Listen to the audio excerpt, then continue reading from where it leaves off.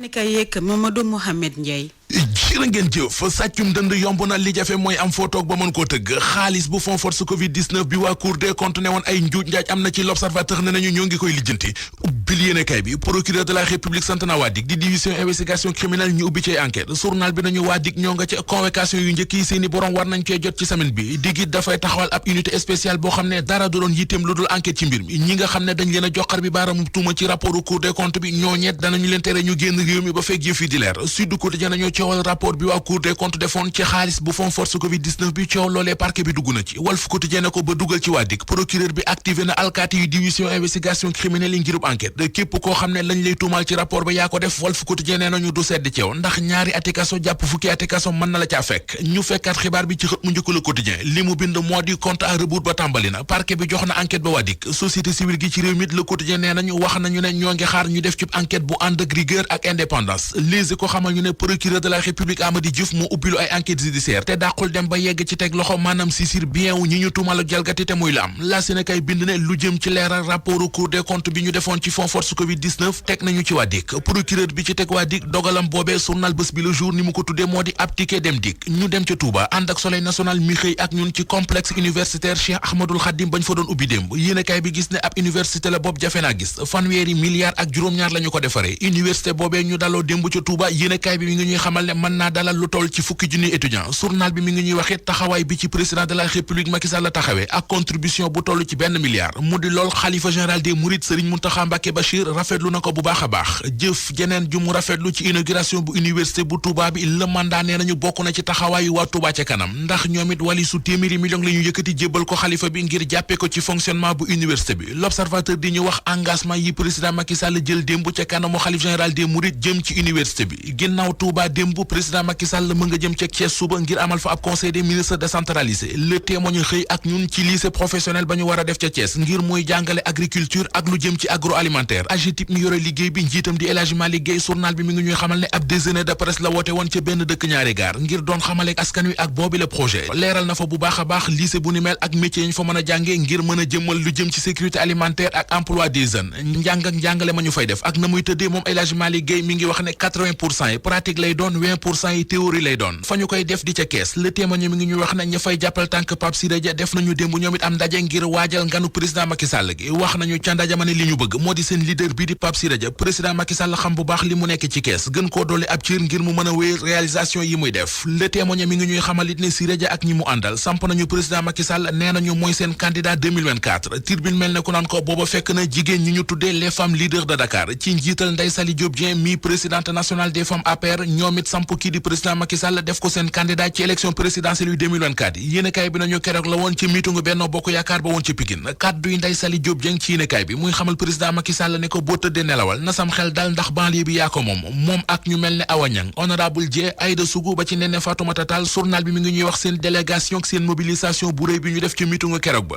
Tribune nañu wàjji de caare kaw yi de suñu ginnaaw ca meeting ba ak seen waa ji di El Hadji Malal Diallo Picc moom responsable APR bi ci Pikine mi ngi xam ne ci journal bi ne mobilisation keroog bi jekk na rafet na li des nag léegi mooy ñi nga xam ne ay primo votant lañu ñu mobilisé wu ñoom it dem bindu ji ci liste électorale yi ngir waajal 2024 23 mesures di ñaar fukki dogal ak ñett yi ñu fi jëloon ngir wàññi accident yi ci kaw tali bi Source A mi ngi ñuy xamal ne lu jëm ci importation pneu occasion yi ñu newoon dañu koy aaye ak vitesse bi ñu newoon dañu koy limité ba démb dara amu ci li am ci xët mu njëkk l'Observateur jëfi njóobeen dëgg la ubbil yéenekaay bi benn paa bu am juróom-benn fukket maanaam 60 ans moom lañ doon àtte ca tribunal bu Ndakaaru li ñu koy tuumal yéenekaay bi nee nañu moo di nee nañ dafa fekke benn accident root ci saagu ki accidenté yóbbu ca saag ba ordinateur ak airport waa ji ñoo ca newoon